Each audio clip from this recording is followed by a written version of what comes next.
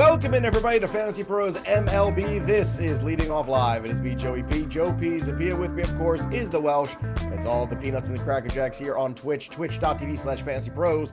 That's where you can watch us live every Monday through Friday at noon Eastern. And, of course, if you can't get there live, you can always watch us on demand on the YouTube channel, Fantasy Pros MLB. Drop your comments below and you might win yourself a Jose Ramirez jersey. That's right, from Pristine Auction. So subscribe to the channel, drop your comments. That's how you get automatically entered to win this bad boy. And don't forget to ring that bell till it goes ding for notifications so you never miss a piece of content here on the Fantasy Pros MLB channel. And we can also let you know that you're the big winner this month of the Jose Ramirez giveaway. Welsh, some baseball to talk about here, one or two things as we head into a Friday. Look, it's rainy, it's miserable here. I just decided to stay inside. I'm working on Black Book for football. It's like, you know what? I'm not leaving my house today. I made that decision. I'm a little tired. It's been a long week.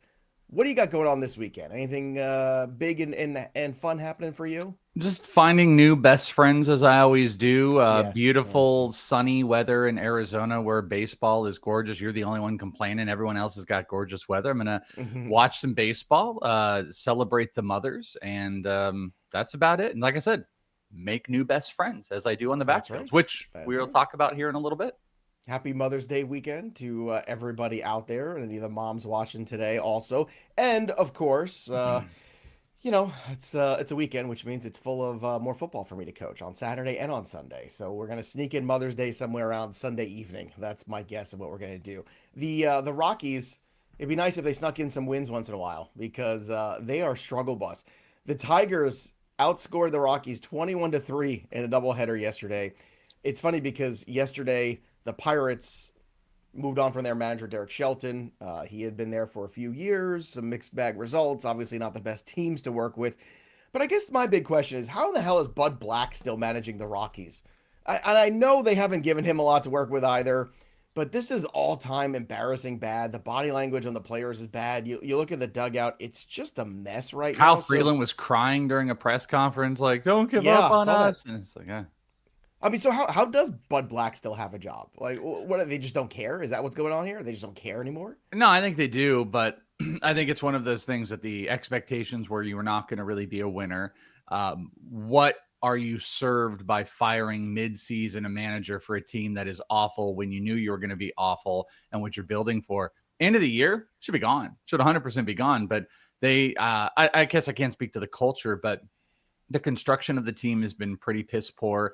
Overall, the maturation of the young players, it's not consistent. You know, I mean, Tolia's coming back, but Tolia kind of fell off. So, yeah, I think this is simply just like, just lovable losers. There's no reason to create a big fire mid-season when we were always going to be bad. Let them finish it out. I think they moved like Clint Hurdle into like another spot into the team. And then they'll just revamp it the rest of the offseason. Like Clinton Hurdle already a manager who got fired. Like, that's what I mean. The organization is just so screwed. Yeah. The environment is impossible to win in. You can't get free agents to go there, especially for pitchers. I know they do pretty well in terms of attendance. Like, I get it. You know, the Rockies are still a place where people like to go watch baseball. But until they move that team indoors in a controlled temperature environment, I just don't think they're going to be able to. And it's an old stadium, too. I mean, was it 93, right? When the expansion happened with the Rockies, right? Coors Field. So it's not the youngest of stadiums, right? It was very nice, especially for its time. I'm sure it's one of the few I haven't been to. I don't know if you've been there, but nope. I got to say, like, at a certain point, you have to look at this organization and say, okay, we had one magical run. We had a couple good teams in the late 90s when everybody was roided up. What are we doing here? What are we doing here as an organization? We're just going to keep losing, or we're going to get some good baseball people here, get a good plan together, and figure it out, because top to bottom, it's just not working. Fantasy, otherwise, I mean, when you can't score runs for fantasy in Colorado, that's a problem. That's a giant red flag. Hoodat has a question for us. Who do I drop? Do I drop Francisco Alvarez to activate Ivan Herrera? Is that a move you want to make? I don't know if I want to do that. I got to look at Francisco Alvarez. I got to look at his stats because I'm not sure where he's been. My gut is to say that I do not want to do that, even though I really like Herrera. Yeah, Alvarez is already over a nice 300 batting average. I think he's got a higher power ceiling for sure, probably a lower batting average floor. Yeah, I think there's a little bit of a higher ceiling there. Also, offensively, like the guys around him, like Juan Soto's heating up. There's just a lot of RBI opportunities. I'm gonna stick to, after looking at this, I'm gonna stick to my no here on Herrera. That there's only a handful of guys that I think are justified. Like you're not gonna drop for, whether it's Agustin or a guy like Ivan Herrera. I think Ivan Herrera comes back in and he's like catcher 11 or 12. Francisco Alvarez is probably catcher 8 or 9 or something like that and has better upside. Let's talk about the bullpen for a second. Chad Green picked up his first save of 2025 with a scoreless ninth inning against the Angels. Now Hoffman had worked back-to-back games, so they're giving him a break, but he wasn't great in those games. So should we be on alert here with the Chad Green stuff a little bit here for on the closer watch potentially?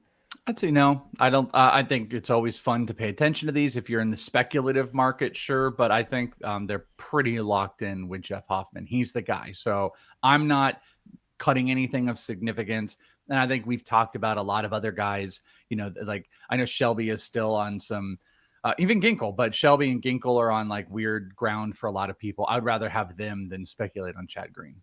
You know, it's funny. I see a lot of folks. You know, Bactunda is in there talking about. You know, I was in, Colorado during Rocktober. It was amazing. People talking about, it's a great place. It is. Colorado is great. The baseball team is the worst on the planet.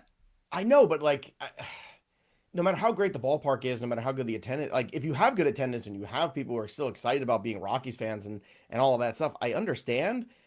But how often do we see a team now go 30 plus years with the same ballpark, right? Because that's basically what we're doing here. We're 30 plus years into the same ballpark. And I think it's time to evaluate with the mile high issue of the elevation and what it does to pitchers and what it does to the baseball for hitters. Instead of having this massive outfield, can a controlled environment make that difference? And I want to say that it probably can if you scientifically look into it. And we have all the data now, and we have, really good science behind a lot of these ballparks now in the engineering space to make a better environment. But it's a little bit more even that you could, what I'm saying is you can't get Corbin Burns to go sign there in the offseason. No matter how much money you give him, he ain't going there. Yeah. But I guess my argument, I know what you're saying. I think it makes sense. But like, what do you want them to do? It's a billion dollar endeavor that would take probably 5 to 10 years to even consider and get public funding. And this team sucks and they can't get anybody to get there. Look at what just happened with the A's. They couldn't get anything, and then they're moved on. I don't know how they get billions of dollars. The Oakland Bay Area has not been a good area for a very long time. It's not been a destination spot. Denver is great.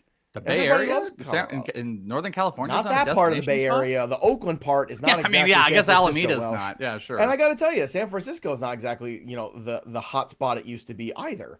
They've got a lot of issues there in that city. So I'm just saying, the Bay Area, I think that was one where that was a long time coming.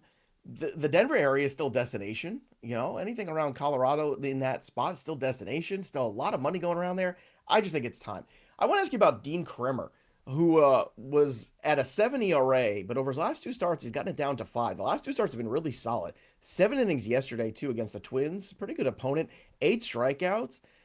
I know the ERA is disastrous, and I know he's not exactly, a flame-throwing kind of guy that you're like, oh, yeah, Dean Kremer is going to be the next ace of my fantasy rotation.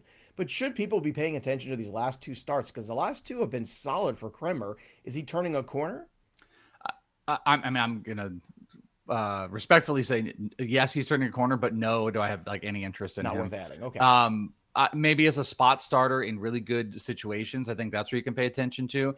But it's a 15% K percentage. It's still an expected ERA that's near 4, and he's giving up barrels over 10% right now. So he's running into some good starts. Maybe he's going to level out. I think he's a solid streamer against lower teams like the Rockies. Otherwise, I'm probably not trying to keep him and hold him into my rotation. Game Over wants to know, do I drop Sean Murphy for Ivan Herrera? That one I'm more apt to do. That one's a lot closer, and I'm pulling up Sean Murphy, but Sean Murphy, I believe, at least on the early onset, was doing good. Yeah, his batting average just absolutely tanked again. He's back down to 225. Yeah, he had a big homer run. K percentage stinks. Yeah, you can drop Sean Murphy for him. Yeah. All right. So we're gonna put a Rockies poll up there. And look, I get it. It's fun. It's a nice place. I get it. But the baseball has been bad for a very long time, and the decision making's been bad too. When you give Daniel Murphy a big contract with a no knee issue, when you give Chris Bryant a contract of that magnitude, I know that was a big investment. They tried to, go all in there, and he had a lot of health issues, and that hasn't worked out. So some of the big investments that they've made have been disastrous, right? Not just bad, but just disastrous.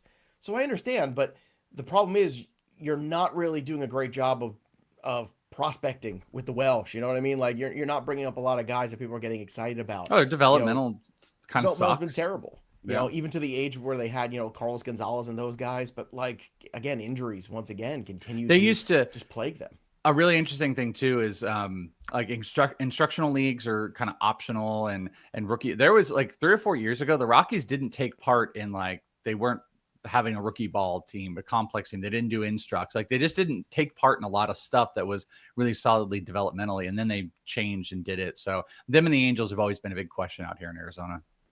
Yeah. All right. Let's get to the Royals. Something positive here. Bobby Witt, 4 for 5, 2 steals. Great day for him. And Kris Bubic against the White Sox, 7 innings, picked up another W, 10-0 victory. The Royals just pounded the White Sox. So great day for Bubic, who I think is one of these early guys. If you picked him up early on, if he went undrafted in some leagues, he did. You got to be loving life right now. He's been terrific. And Bobby Witt, I'm trying to get himself, I think, back into that MVP conversation. Aaron Judge is just so far and away just cyborg more than human right now. I think that's the best way to describe it. Eventually that comes down to earth, but Bobby Witt not missing a beat here. What'd you think of the Bubic start yesterday against the White Sox? Yeah, Bubic is just holding true, and this is what we've wanted. This is why we were pretty aggressive at the beginning of the season to pick him up. I watched that first start of the year, and you just saw how aggressive he was, how that fastball just kind of hides the secondaries were good, and we are now 6 weeks in, 5-6 weeks into the season, and it has been relatively consistent. He is a strong hold, and I think he's a hold to the level that you can take on a couple bad starts. You could, even if he has here's a not great one, here's a not great one. It's not a quick trigger finger like some of these guys. It's a bench, not a drop. I agree. Okay, let me ask you this real quick: Bubic or Gavin Williams, who's going today and who's kind of had the up and down. Who would you rather? Bubic. Yeah, Bubic. Easy. Williams has been terrible for the most part. What about Shane Baz? Shane Baz has kind of come back down. It has to be Bubic. I think it's Bubic too. 18 runs over the last 4 games for Baz, but Baz had the big strikeout stuff. I think Bubic over him too. Here's another, all the Herrera questions today. It's Herrera day, everybody. Herrera. Get ready for it. I agree. Augustin or Herrera? I would go Herrera too. Better lineup around him too. Better protection. Let's get to a question from McTunda. Question for you guys. Saturday with Taj Bradley, Joe Ryan, and Ranger Suarez. Who do you choose?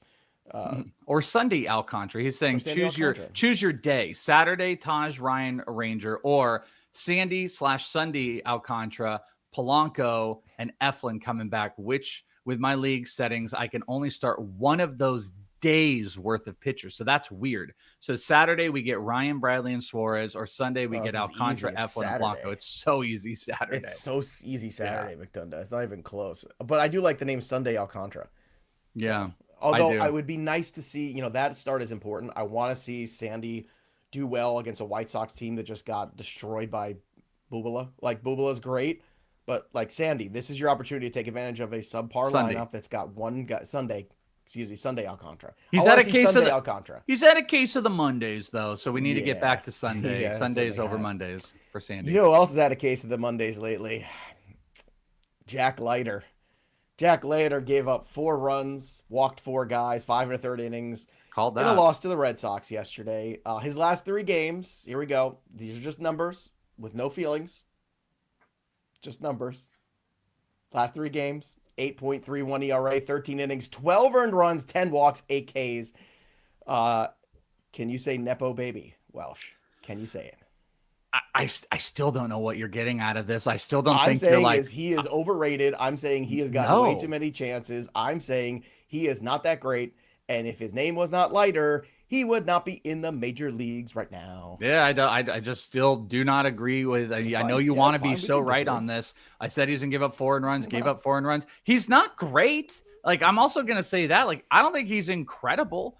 He's He not gave up good. some hard hits. How about he's not good? Can we get to he's not good? He's in between. At best in fantasy, he's like maybe a streamer at this point. Like he is showing inconsistencies. He was walking again. He gave up 4 walks, 4 runs, but he went 5.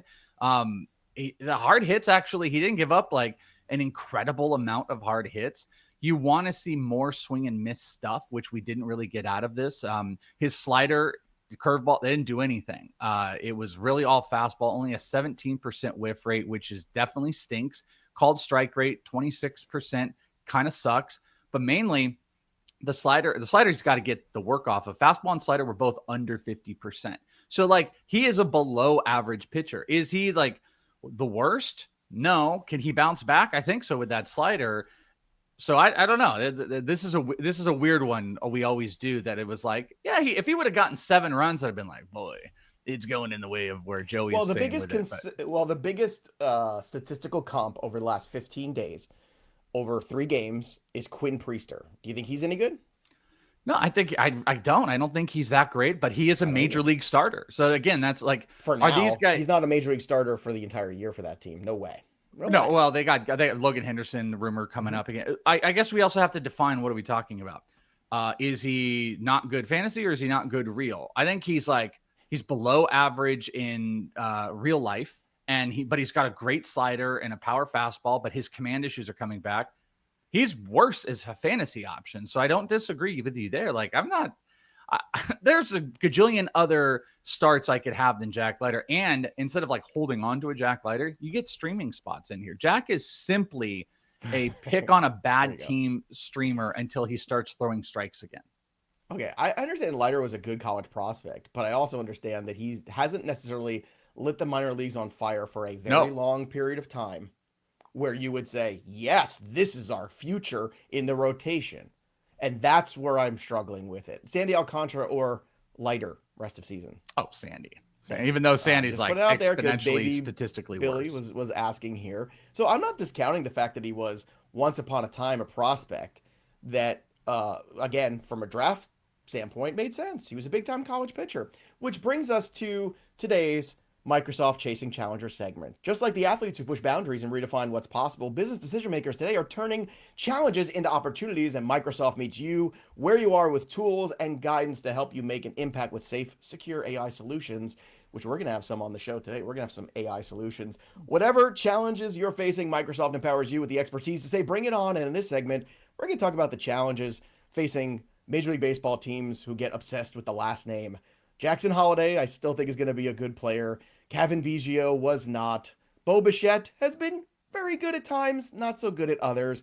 But Jack Leiter has no business being in that rotation right now, in my opinion. Jack Leiter is not a guy that has a minor league resume that jumps off the page to you, but he has a last name that's familiar and is still very tied into a big network that has 3 letters in it, MLB. And as far as I'm concerned, if his last name was not Leiter and he didn't have the family lineage, he would not get as many opportunities as he is getting. He is getting far too many, and he has been bad far more than he's been good as a professional.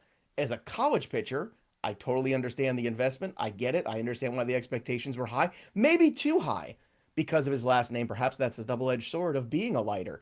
But at the end of the day, sorry, folks, Jack Leiter continues to go out there and get his bell rung. And I'm sitting here waiting for my 6 starts in a row where I get to call him a good pitcher because guess what? I feel pretty comfortable that period of time. It's not happening in 2025. And that, my friends, is the Chasing Challenger segment. Remember, Microsoft AI solutions empower you to take bold steps forward to help drive your business. And with Microsoft as your trusted partner, you can navigate your journey with confidence, finding innovative solutions and reaching new possibilities. Visit Microsoft.com/challengers to learn more. I'll tell you, Welsh's face in this segment. I just don't know what your end game is here. Well, I'm gonna change. I'm gonna add a segment in here. My game as a guy with an 8 ERA over his last 3 starts that I keep telling everybody is overrated. Has not done what he's supposed to do to get to where he's gotten to, and I like guys to earn it. Well, there you go. I've laughed because someone put it in here. I was going to say you conveniently left out Vladimir Guerrero Jr., who's pretty good. Fernando Tatis Jr., who's pretty good. There's some good Nepo babies. Yeah, and then there's Dale Berra, and there's a lot of other guys we can go down the list. I'm just saying the recent Nepo babyism it's getting out of hand in MLB a little bit. I got one for you then. Let's move. I know I put this later in the show, but this is a perfect transition. Let's not wait, Callie, if you can pull this up. How about this Nepo baby? I got one for you. I was out at the complex yesterday, Joe. We'll just get this out of the way.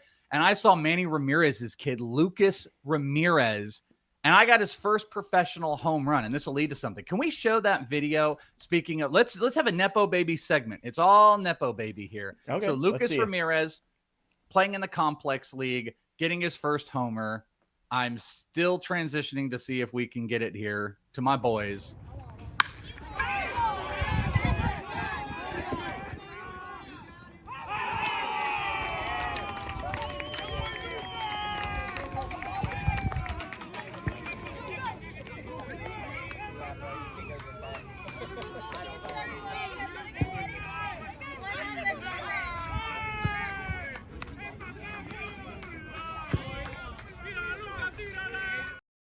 Yeah. You want to talk? And I got a better story for you. I love the Nepo babies. You want to know why? Because I'm getting some of my best friends. Ladies and gentlemen, we have a new best friend added to the Welsh list.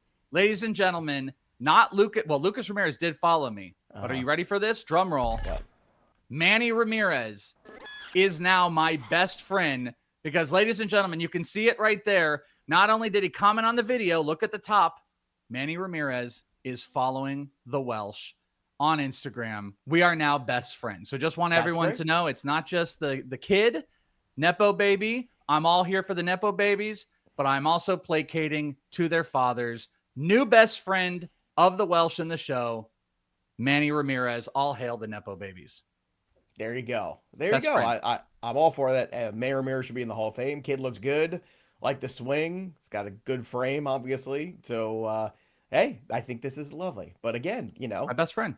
As somebody who came up the hard way, I don't like it when people get opportunities they shouldn't get necessarily. Well, you know, my father, Chris Welsh, the pitcher, clearly actually could be my dad. I am a Nepo fantasy baby, so just letting you know. There you go. Look, for every major leaguer that's been, you know, great, when they have their kids, there's been 2 that have been terrible, you know, and that never get there. But yeah, Kevin Biggio has not been good and stuff. So no, I mean, like we can go on and on. There's plenty of those guys, but typically we do get some of these kids of major leaguers to actually come in and be very good. I'm getting there you go. Some guy named Griffey was pretty good. Yeah, I remember him. But, you know, like I said, pretty good Nepo baby. Pretty good Nepo baby. But he earned it, right? The guy was unbelievably good. The guy was undeniable. Barry Bonds, pretty good. Yeah. Can't call him a Nepo baby, right? So a lot of them have this advantage of having all of the things in front of them and all of the platform in front of them to become great players, not just in tutelage, but also in the scouts who look at them, whereas a lot of other players don't get that, right? And I'm just saying at a certain point, what in the minor league profile jumped off the page with Jack Leiter, where all of a sudden people had to go, well, oh it was, God, I don't know why we're still talking about it. It was a college profile. He's one of the most prolific college pitchers for that Vanderbilt But to get team, to the big leagues, you can't just live off your college profile. If that was the case, then Nick Senzel would be MVP of the league right now. Well, no, he wasn't. He wasn't a great college player, but he wasn't but again, like you're saying, like out of their minor league, he did in like his college profile wasn't just like he was this average cool pitcher. He was one of the best pitchers in college baseball. Right. Like that was what got him to being drafted and highly. I'm never begrudging his draft capital. I'm begrudging his major league capital that he continues to get opportunities, which isn't even a full season. Deserve. Oh my God. Again, like I said, if you look at the ERA and you look at the whip and all the performances in the minor leagues, a good run does not give him, again, the profile that he's getting. It's not fair. Let's go to another subject that I'm sure I'm wrong about. Let's talk about Evan Carter. 0 for 4. Another Ranger. On Thursday. Another Ranger, 2 for 13. Maybe they start evaluating their system. So he's 2 for 13 since he's been back in the major leagues. I don't get it. Explain this to me like I'm a 4-year-old Welsh, because I don't understand why he keeps getting opportunities too. I mean, well, I think you don't just like give you don't just give a guy an opportunity once and then you're just like, all right, I'm done with it forever. Like they want to go back to it, but it's looking bad. Like he cannot hit lefties. The power's gone. Ironically, he actually does have a hit against lefties right now. But he showed no power versus lefties right now. He looks pretty lost. He's not hitting anything hard. I don't know, but again, you have to kind of keep going down this road. This is why Jordan Lawler comes up. This is why options keep happening with players. Like, who else are they? Who do they need to hand this ball to? You've got to see what you've got in Evan Carter. And unfortunately for teams, unlike fantasy owners, we can make a decision off of 3 games. They've got to make it off of a couple seasons. But to your point in not liking him, doesn't look good right now. And I don't think he's going to be up for long. Even though they got rid of Leody Taveras, I'm not so sure he can stick around for longevity, especially hitting like this. And my big point on the waiver show that we did earlier this week is he is not hitting great in the minor leagues. So it's not like he was not like he was hitting 360 and you're like, okay, he's figured it out. We got to bring him up. We got to see what he can do now. And not hitting well in the PCL. I mean, or places like that, it's not necessarily going to endear you, I think, to anybody who knows anything about baseball. Lil Bund has a question. Morning, gentlemen. Did I mess up trading Mize for Ketel Marte? No. You see that bomb last night? You see Ketel's bomb, which, by the way, he just stood in the box and it was barely a homer. Maybe let's not do that. But no, you did great, man. Listen, here's the thing about Mize's performance yesterday. It was great, but it was against the Rockies in a doubleheader, okay? So just understand that, in that first game, too, they had some guys sitting. You have to understand the context, too. Mize's strikeout rate was at 6 point something before that game. Just because he had an 8 strikeout performance against the Rockies does not cure all the ills. It's great performance. And I like Mize still as a pitcher. This is still the sell high point. This might even be the higher sell point, Welsh. Would you agree at this stage? It's like, that performance, maybe Mize, you can get something uncomfortably, oddly good for Casey Mize off of how good he was this week. Yeah, and I'm into just like throwing it out there and seeing where people are at on Mize. But yeah, I think like this is like the time to start putting those questions in. He's still a little bit of one of those like, is it going to be worth what the return is going to be than just holding on to see if he continues being like a sub-3 ERA guy? But I think you're in the range where you should start having those conversations. Rest of season, Mize or Lodolo. I know Lodolo's been knocked around a little bit lately. I think I would lean Mize because the strikeout uptick. Lodolo has dropped that uptick. So yeah, that's a little concerning. I guess it would be. Speaking of dropping the ball, let's talk about the elephant in the room. I'm shocked we didn't start the show with this, Joe. I gotta be honest with you. I'm shocked we didn't start the show. Because what happens is the start of the show begins and people start to file in. I wanted to give some people time to warm up. I wanted to get my Jack Leiter, Joe Stradamus, and my Evan Carter, Joe Stradamus, because I had a major Joe Stradamus just this week earlier on the show. Rafael Devers with 2 for 3 with a homer. That's great. After the game, Rafael Devers told reporters that he's not going to play first base. And you've got a quote here from him about the why. So here we go from Rafael Devers' interpreter. I know I'm a ball player, but at the same time, they can't expect me to play every single position out there. In spring training, they talked to me and basically told me to put away my glove, that I wasn't going to play any other position but DH. So right now, I just feel like it's not appropriate decision by them to ask me to play another position. It was the GM that I spoke with. I'm not sure what he has with me. He played ball, and I would like to think that he knows that changing positions like that isn't easy. End quote from Devers through his interpreter. Now, some people have said that's not exactly some of the things that he was saying. We can discuss that further. But Welsh, here's the thing with Rafael Devers. I understand where he's coming from, and this is an ego thing. And I'm sure at some point, his teammates are saying to him, well, you've got, we got your back. We understand, it's tough. We're all players and we all have thresholds and pride and all that stuff too. However, there's a little bit of thing called money that's going on around here, right? And Rafael Devers is getting paid $27 million this year. He is going to have basically $256 million in total coming to him from the Red Sox here over the next couple years. So, Welsh, explain this to me, because when someone's paying you $250 million to pick up a glove again in a bad situation that caught you off guard, I think you're supposed to do that. I think that's what you do for business. And Rafael Devers is basically saying, stick it. I don't care. F your feelings. That's what he's saying. Yeah, I mean, this was one of the outcomes. It was either that the Red Sox were incompetent and weren't willing to, maybe they are, by the way, for not having the depth, but that they were unwilling to have the tough conversations about it, or they had the conversation and Devers was not willing to do it. And then we found out yesterday it was, Devers is not willing to do it. This is something a player that is looking for their next contract would not do, or would be advised to not do, because this is being a bad teammate. Like, I don't, even if they were saying like, oh, the locker room's fine. Like, no, this is just being a bad teammate. You can also do this whole, like, it is tough. And it probably is. It's tough to change positions in season. but give me a break. Winners don't make excuses. Winners win, and winners find ways to win. So I can't imagine guys like Bregman and Story and Duran and stuff are super happy about a player that won't do whatever it takes to win. I think it's a horrible look. But he's got his money. He's flexing his time with the organization. There's a lot of quotes out there too that looks like he's pseudo kind of calling out the organization.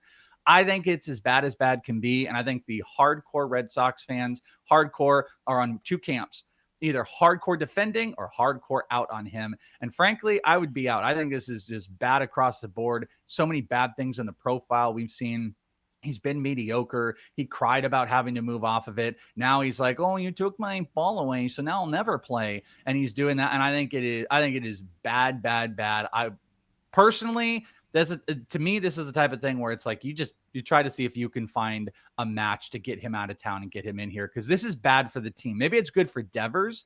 It's bad for the team. And anytime we're solely focused on the players' benefit than the team's benefit, I think you've lost the locker room. So I think this is really garbage. But, I know there's some people, I've had some people out there that are like, "Oh, can you blame Devers?" It's like, no, sure. He's like a little pissy about it, but they didn't take money away from him. No. They took his stupid glove away from him. They didn't take any money away from him. Hurting the team. So he was hurting the team, and now his ego couldn't handle it. So now he's going to let his ego hurt the team further by pouting about it. Yeah. And I got to tell you, Welsh, I think this is, you mentioned his next contract. He's going to be 36 years old before this contract is up. That's what I'm saying. Okay. This was it. This is his contract. That's why he's comfortable doing this. And I know you're seeing a lot of money getting thrown around here, and $250 million doesn't sound like as much as it used to, but it's still a lot of money, Rafael Devers. And I agree with you, Welsh. I think this is going to come to a head at some point, and Rafael Devers may not be with the Red Sox by the end of this season. One thing I want either the offseason or at the trade deadline, I could see them saying, "You know what? This is just not working out. We like the tone of what we've got going. It's a lot for the manager to have to deal with now, right? On top of which, we've got all these prospects coming through the organization that we like. We expect Casas to be back, hopefully healthy next year, and we still believe in his ability." I know Rafael Devers is a very good player at his best, but this has been an absolute disaster, and maybe it's been mismanaged and miscommunicated. You could say all those things. At the end of the day, I think he's being a big baby about it. Can we show the big baby picture? There you go. Oh, there he is. He is wah. Why? But he's on the field though, so that's not. It's it's AI. Yeah, but there's no glove in his hand. There's no glove that's in his true. hand. He doesn't want to play. Workout. Oh, they took my glove away. And I'm not saying it's easy to learn a new position. I'm not saying any of that is easy. I'm saying is there's players who play multiple positions in Major League Baseball all the time just to get in the lineup, just to stay at the Major League level. And I get it. You're a star. You're a stud. You're a big-time player. I understand all of that. But it's all ego at the end of the day. And you're looking around, and the Red Sox nation is going to turn on him and turn on him fast for this. I'm sorry. I don't see them supporting him. Send him to the Rockies. That'll teach you. At the end of the day, Devers is in a really precarious spot, and he is going to basically ego himself out of Boston. I think that's what he wants to do, and I think that's what he's going to do. And I think the Red Sox will be better off for it. I'll be honest with you. The one thing I want to say is someone put in there said there's bad translation. That's fine, especially if you want to pick. I mentioned that at the top. I know, but people what I want to say is might not be perfect, but you know what? That's what's out there, and that's also on you, Rafael Devers. Okay, but that I don't even care about that stuff. Like if you want to pick, if people are like, "Oh, it's bad translation," and about the manager, there's only one piece of the thing that actually matters, is if they asked him to play first and he's not willing to. End of story. All the other stuff is just more talking points for local radio and for people to get more pissed off about and to light the fire. So whatever's lost in translation, okay, understandable. But if what's not lost is that they asked him to play first and he said no, that's the important piece. That's a bad teammate, regardless of whatever. And there's 0.0 chance if he was a free agent in a year or two that he would be doing that. The pacifier would come out and the glove would go on. You're 100% right. The glove would go on, the pacifier would come out. You're 100% right. And look, here's Todd. He's a Red Sox fan for the other Oppos part of this. I still support him. I don't want him talking to the media the rest of the season. That's fine. But it's already happened. It's already been done. We already know he didn't want to move off third base. We already know he didn't want Bregman there. He felt like someone was taking his position. And you know what? Sorry. You had the option, which is take 1,000 ground balls, every week and get better at your position and become a great defender. It's just work ethic. So you can fix things like fielding, right? Like, I can't make somebody 6'4", 200 pounds, athlete size. The things you can fix at the major league level, you can become a better defender. Pete Alonso was not the greatest defender. He worked his tail off to become at least a pretty good first baseman in the major These guys leagues. all work on this stuff, by the way. They all work on it during shagging sessions and stuff. It's not that big. But here, I want to ask you this. Do you think he gets booed today? After all this happened, I think he's going to... Are they in Boston today? I'm not looking. Is it a home game? In the meantime, I decided... No, they're in Kansas City. Yeah, well, let's see what happens next couple of days. And Romy Gonzalez is hurt now, too. He's getting booed the first game back in Boston. Watch. I think he should be. Speaking of that, also, I decided to put into AI, into Chat GPT a little bit, a nice little story about Rafael Devers, and it goes a little something like this. Oh, no. One sunny afternoon, Rafael Devers, the beloved third baseman of the Red Sox, is enjoying a routine practice when a mystery voodoo doll falls from the stands. When he accidentally touches it and he magically is transformed into a baby, complete with diaper and pacifier. As chaos unfolds around him, his teammates and fans are baffled by the sight of their star player in such an absurd state. Now, trapped in the body of an infant, Rafael Devers must navigate the challenges of a toddler world while trying to communicate with his confused teammates through comical scenarios like crawling onto the field during a game and attempting to swing a tiny bat. Oh, hilarious. Luckily, he wasn't grabbing a big glove. Valuable lessons about teamwork and humility will be learned. And meanwhile, his best friends... Oh, wait, he doesn't have any friends on the team to help reverse the spell. So as they work together as an organization, Devers discovers the importance of family, friendship, and the joy of play. Ultimately, a heartfelt moment, perhaps, with the fans, and a final showdown at the game leads to the spell being broken when he grabs that first baseman's mitt, restoring him to his adult self just in time for the Red Sox to win a championship. And that, my friends, is embracing the child within. So there you go, a heartwarming story from AI about Rafael Devers.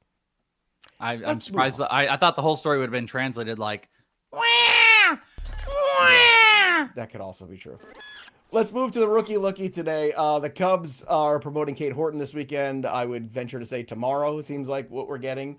So, of course, follow Welsh for all the prospect stuff. He's done such a good job getting these videos here. You want to see some of the guys who are hitting baseballs all over the place in the minor leagues?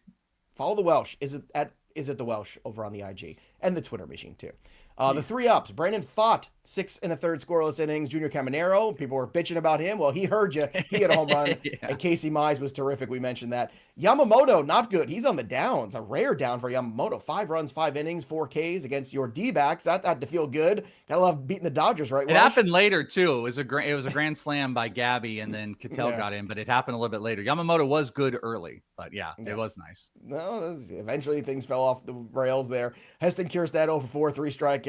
Pete Fairbanks, his first blown save. Injuries, not too many. Emmett Sheehan, remember him? They might need him at some point. The way things are going for the Dodgers. He's facing live hitters. So we'll keep an eye on that for more dynasty keeper purposes. Yu Darvish faced live hitters as well. And I was there. Freddie Peralta is going to be okay, by the way. He's going to make his next start. Go ahead. I forgot. I was there for the Darvish one. It happened earlier in the day.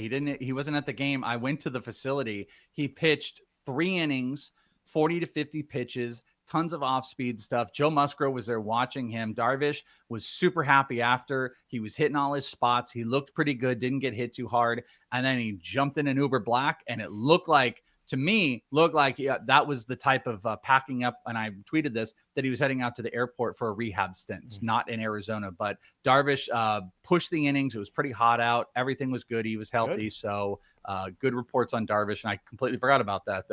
We're not quite best friends quite yet because I didn't get good video. But with him, yeah, we will put him on there soon.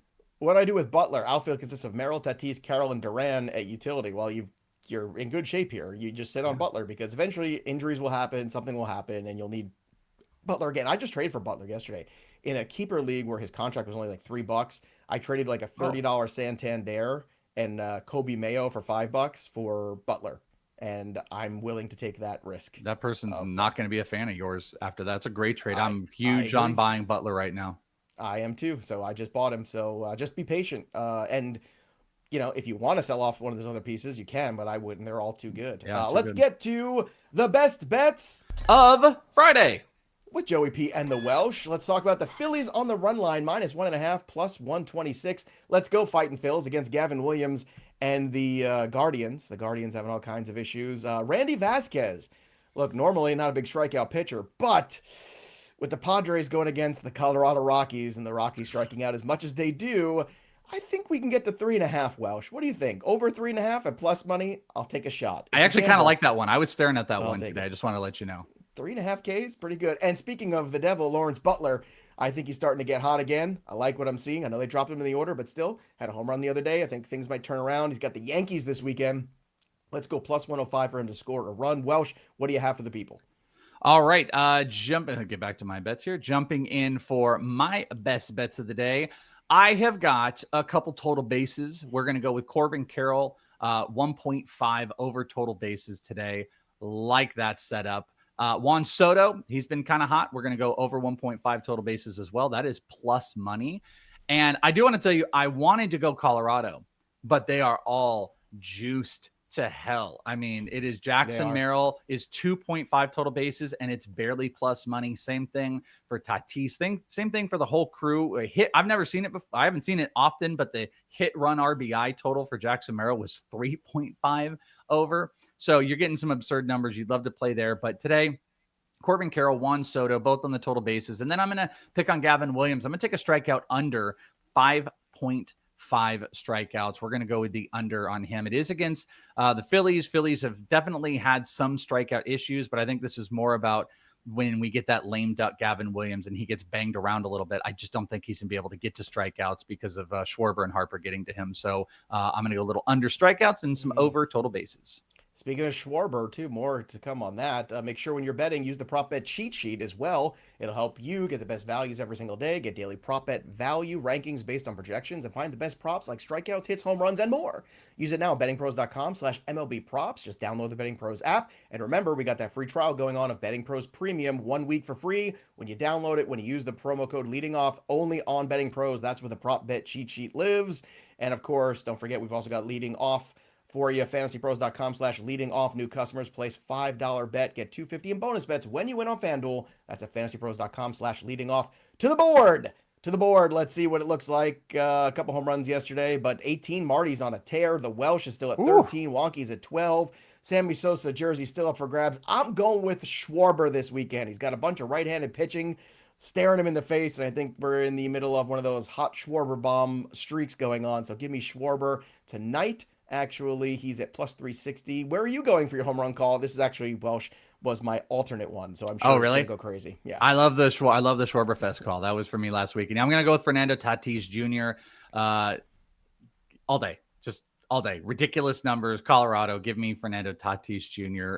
For the weekend, unless I decide to make a change. By the way, shout out to everybody that hung out here. As you know, on Twitch, you kind of go up and down as people's subs go over and blah, blah, blah. Back over 100, and we did it on this stream with quite a few people. So shout out to everybody. And we had Huck resubscribed with Prime. We got Derek that resubscribed. We had some new subscribers, L House. So shout out to you guys and appreciate all your support. We are closing in on 1,000 followers on here, which is crazy. Hopefully we can really push that, and keeping the subs over 100 is awesome. So shout out to the Peanuts and the Cracker Jacks. There you go. All right. When we come back next week, we'll tell you how Cade Horton's start went, and hopefully Kyle Schwarber will hit 1 million home runs, and I'll see myself on the board. That'll do it for us. He might. That'll do it for us. But the story of the game goes on. For the Welsh, I'm Joey P. We'll see you next time, kids. Little Rafael Devers doesn't want to play first base. Who's a big boy who wants to go get that glove and go play first base, Rafael? You're killing me. $250 million. Well, you told me I'm no good, so I don't want to play there anymore. Shut up.